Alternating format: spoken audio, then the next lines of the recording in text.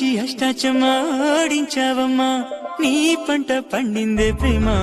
నిజంగా నెగ్గడం అంటే ఇష్టంగా ఓడడం అంతే ఆ మాటే అంటే ఈ చిన్నారి నమ్మదేంటమ్మా నిజంగా నెగ్గడం అంటే ఇష్టంగా ఓడడం అంతే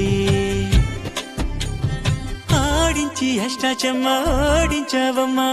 నీ పంట పండిందే ప్రేమ నిజంగా నెగ్గడం అంటే ఇష్టంగా ఓడడం అంతే ఆ మాటే అంటే ఈ చిన్నారి నమ్మదేంటమ్మా నిజంగా నెగ్గడం అంటే ఇష్టంగా ఓడడం అంతే